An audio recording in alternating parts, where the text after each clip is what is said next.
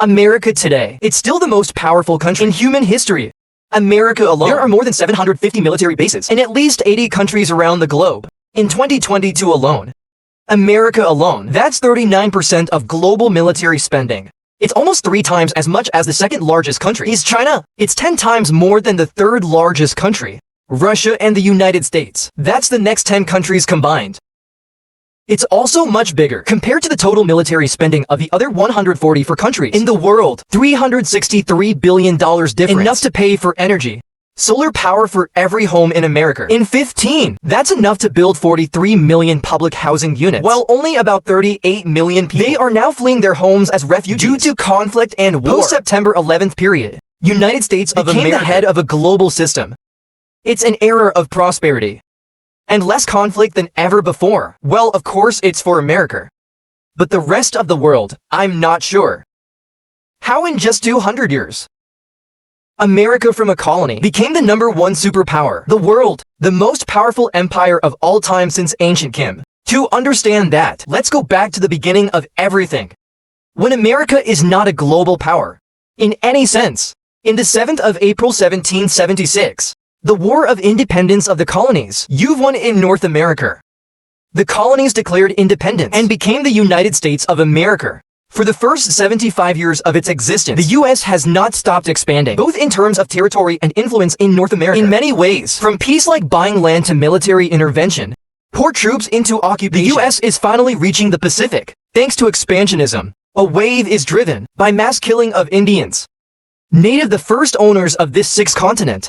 But at this point, Americans are still deeply divided about their country. Should we expand across the Pacific and the Atlantic or not? After the Civil War ended in 1865, the debate is getting more and more heated. Then some leaders, including the post-war foreign minister, William Soule, given that America needs to move forward to become a global power, Syria succeeded in promoting Russia's plan to buy Alaska.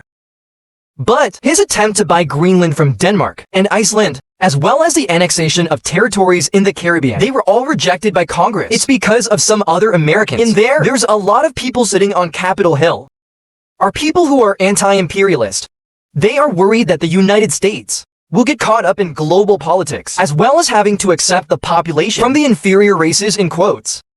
By the end of the 1800s, there's something that happened to upset the debate about American expansionism. It's the Industrial Revolution. The economy is growing exponentially, and when the economy swells, America needs a state, and the bureaucracy is more centralized to run that economy.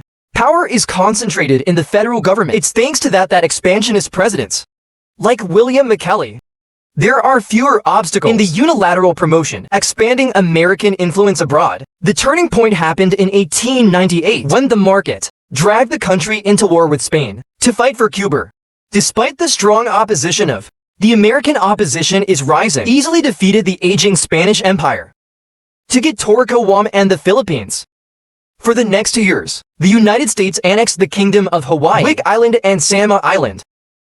Over the next few years, the United States will control the Panama Canal and occupy the Dominican Republic, as well as buying the American version of the island.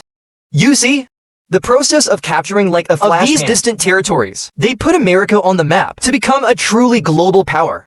In this period, the U.S. is also beginning to take advantage to protect commercial and military interests. It's increasing overseas by establishing pro-American regimes in places like Nicaragua, and play an important role in international diplomacy related to the Western presence in China.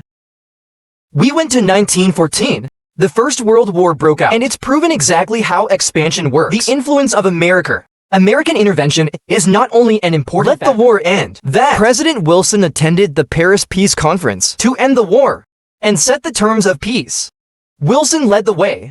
America's most ambitious foreign policy of the time. It's an international organization called the League of Nations. The goal is to promote peace, collaboration across the globe. That's correct. It's an attempt to reshape world politics.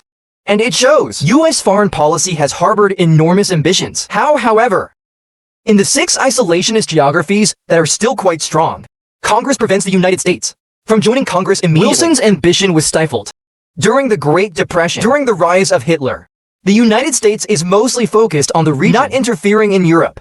But in the end, the growing connections of the United States in foreign countries also makes it impossible for the US to remain on the sidelines. In East Asia, the rising Japanese Empire, it's a direct threat to property rights. And American troops stationed in the Pacific Islands. The two sides were heckling each other. The climax was the Battle of Pearl Harbor that pulled the United States officially into World War II. And this war itself will be forever changing America's presence around the world. Please note that America is the only power not economically destroyed in the war. It is the only country that can, armed with nuclear weapons. Thanks to that, the US has the upper hand to set the terms of peace. And of course, America didn't miss the opportunity. The most famous example is the establishment of the United Nations, Charter of the United Nations, creating an international legal system, prohibition of war conquest. It's like what the Nazis did, Germany and Japan did. The United Nations is also a forum for discussion by the international community and resolve disputes. Although it was the most popular post-war organization, the United Nations is not the only organization. 730 delegates from 44 allied countries gathered on a small island resort paradise in New Hampshire to create a global financial system could prevent a great recession. In the future, results, it's the birth of the so-called Bretton Woods deal. That later became the backbone of the global financial system. That's the World Bank and the International Monetary Fund. By creating these organizations, America has become the game maker for all the world's problems.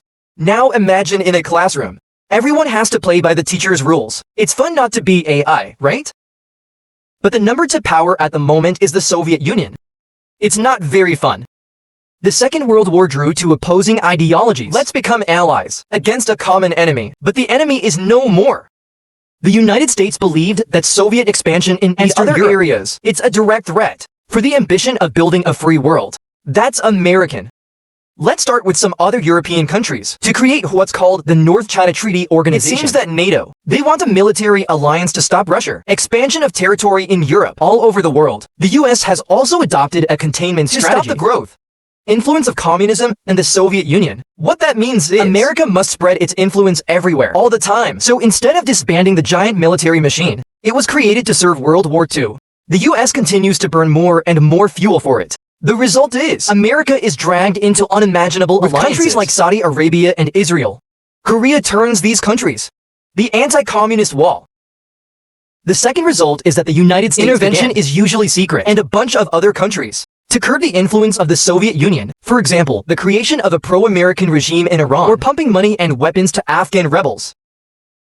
During the Cold War, United States has intervened in hundreds of disputes around the world. It creates a network of rhythms, the relationships, friends and enemies in every corner of the globe. And where are we?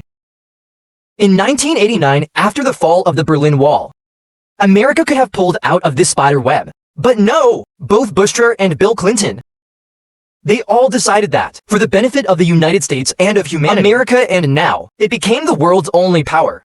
We need to continue to be the international gendarme. NATO is a tool. The only goal is to fight the Soviet Union. It continues to exist. It's even more open.